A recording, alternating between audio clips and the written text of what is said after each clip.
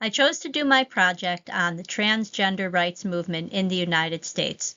At first, I thought I would put a disclaimer on this project. I'm not trans. I did the best I could. But then I thought that's not the best that I can do. So instead, I'm putting a claimer on this project. I'm not trans. I'm doing the best I can, but I want to learn more. So if there are things that I should change, please tell me. Trans people in this country have always had a hard time, and there has always been a need for advocacy and protection. In 1854, Joseph Lobdell, a trans man in New York who married a woman, was sent to a mental institution. In 1879, a student at Cornell was expelled for bringing a woman dressed as a man to an event. In 1893, Dr. Charles Hughes saw black men dressed as women at a drag dance and called them lecherous and perverts. In 1958, a Native American trans woman was arrested and forced to have psychiatric treatment to make her live as a man with a man's name. But things really heated up in the 1950s and 60s in the US, where homosexuality was illegal in 49 states. It is important to say being gay is not the same as being trans, but oftentimes trans and queer rights come together. People in the queer community at that time were subject to harassment, violence, and discrimination. They were vulnerable to extortion and blackmail. Gay behavior in public was illegal. Holding hands, kissing, dancing with someone of the same sex, being served liquor in public was illegal. Dressing in clothes that didn't match the sex on one's ID was illegal. And for all of these things, people could be fined or imprisoned. There have been a lot of wonderful leaders in the trans rights movement. Christine Jorgensen is the first widely known trans woman to completely surgically transition. Marsha P. Johnson was a Black trans woman who led the LGBTQ movement in New York City for almost 25 years. She was one of the leaders of the Stonewall riots, and she co-founded STAR, which was the first LGBTQ+ youth shelter in North America. Unfortunately, Marsha's body was found in a river. Her death was ruled a suicide, and many people believe that she was murdered. Sylvia Rivera was a Latina trans woman who ran away from home at age 11 because she was being beaten for her gender expression. At 17, she helped lead the Stonewall riots. She co-founded STAR, and she advocated for trans inclusion in the LGBTQ+ community. Lou Sullivan was a trans activist credited with promoting the understanding that sexuality and gender are different concepts. In other words, a trans person can be straight. Being trans does not mean that someone is gay. Virginia Prince launched Transvestia magazine in 1960, in which people could openly share about transgender experiences. And Reed Erickson founded the Erickson Educational Foundation in 1964, focusing on research and assistance for trans people. There are thousands of activists who contribute to the trans rights movement, including every single person who is trans and out to the public. Some contemporary famous people include Sarah McBride, the first openly trans member of Congress, Dr. Rachel Levine, the first openly trans federal official, Leah Thomas, the first openly trans woman to win an NCAA swimming championship, Justine Lindsay, the first openly trans NFL cheerleader.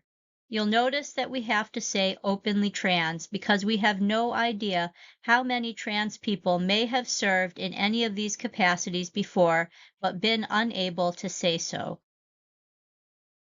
Change was clearly needed, and it would be instigated through a mixture of riots and activism.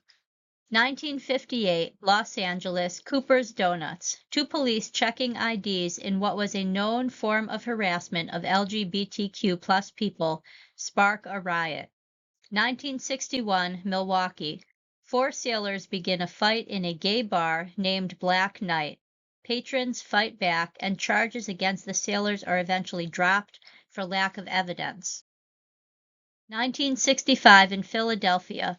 A Dewey's restaurant location refuses to serve a large number of people who appear to be part of the queer community. 3 teens are arrested. People stage a sit-in for the next 5 days, and eventually Dewey's agrees to change its policy. 1966, New York City. Members of the gay rights organization Mattachine Society go from bar to bar declaring themselves to be gay and seeing if they would be served. At that time, it was illegal to serve LGBTQ+ groups alcohol in public since their gatherings were considered disorderly.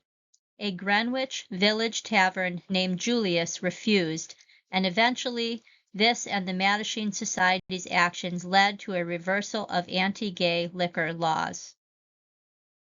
In 1966, in San Francisco, an officer places his hands on a trans woman in the Compton's Cafe.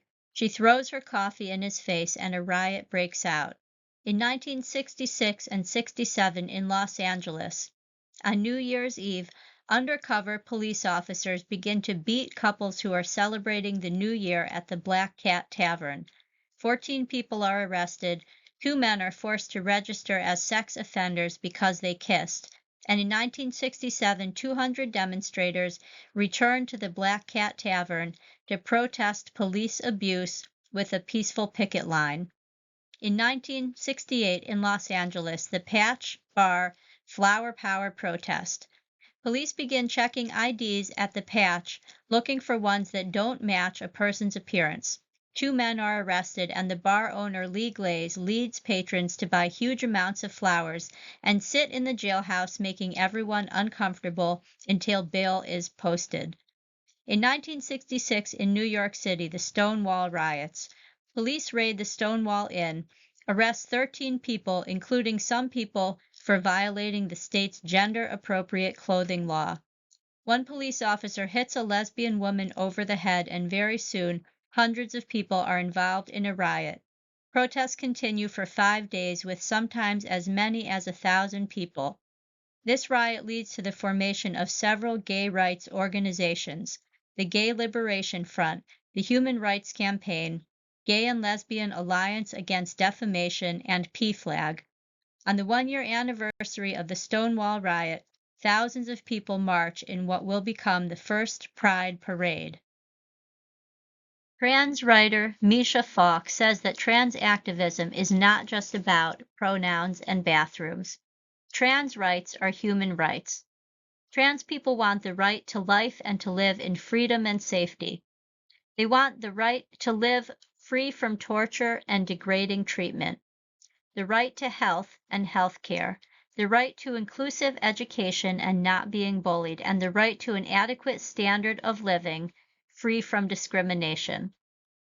The actions that this movement have taken include riots, sit-ins, protests, advocacy organizations, and being in the public view. There have been a lot of positive results of the trans rights movement. Many organizations have formed to advocate for trans and queer rights.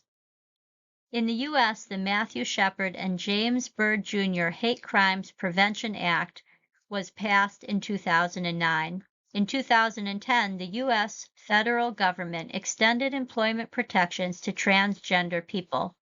In 2016, the Stonewall Inn was designated a national monument, the first national monument to the gay rights movement. In 2017, the U.S. military began to open its doors to trans individuals. But currently, things are sliding backwards. In 2025, the National Park Service removed the word transgender from its webpage on Stonewall. Also in 2025, the military ousted all transgender people from its ranks following a governmental policy memorandum that basically said anyone experiencing gender dysphoria was not fit to serve. The U.S. ranks 3rd in the world for trans people who are violently killed, after Brazil and Mexico. There are a growing number of states banning gender-affirming health care. Over 80% of trans employees in one study report workplace discrimination or harassment. It was difficult to find information about the role of social work in the history of the trans rights movement. However, currently, the role of social work is clear. The NASW says that it upholds that sexual orientation, gender identity, and gender expression are real and irrefutable forms of identity. The NASW has created the National Committee on Lesbian, Gay, Bisexual, Transgender, and Queer Issues for the purpose of developing, reviewing, and monitoring NASW programs that affect the queer community. Furthermore, there is a recognition that it is the responsibility of social workers to educate themselves about gender expression and issues, with the understanding that this kind of education is often not included in formal university social work programs. Why did I choose this movement? Well, it's so dangerous, I can't even say why I chose it. I can't tell you if I have trans classmates, neighbors, coworkers, friends, or family members. But I can tell you what I learned from this project. I learned a new understanding of the term trans rights are human rights. I used to think, well, of course they are. That goes without saying. Trans people are humans, and so trans rights are human rights. But now I understand that trans rights are literally the right to be alive as a human, the same way that other humans are allowed to exist in this world. Trans people are not asking for any of the things that are very fair and valid to ask for, to exist outside of segregation, to exist with equal pay and equal opportunities. What they're asking for at a very base level is to exist at all. It's certainly hard to pick any dates for a movement and say that these are the ones to pay attention to, but maybe it's better to put in some dates than to put in no dates at all. So here are some dates that haven't been mentioned already. In 1917, Alan Hart is one of the first trans men in history to have a hysterectomy. In 1931, Dorchen Richter is one of the first people to complete a male-to-female transitional genital surgery. In 1939, Pauli Murray is the first recorded American trans man to try to gain access to testosterone. In 1966, the first U.S. sex reassignment surgery is performed by Johns Hopkins University. In 1973, the U.S. Department of Health says that federal funds may not be used for sex change surgery. In 1986, courts ruled that there is no constitutional protection for sodomy in Bowers v. Hardwick, which functionally means that homosexual people can still be harassed for consensual sex. In 1994, there is the first mention of the word transgender in Congress. In 1996, Clinton signs the Defense of Marriage Act, which defines marriage at the federal level as taking place between one man and one woman. In 1998, California Representative Tom Lantos brings attention to human rights violations against LGBTQ+ people and asks the government to work towards rights and fair treatment. In 2003, Lawrence v. Texas overturns Bowers v. Hardwick.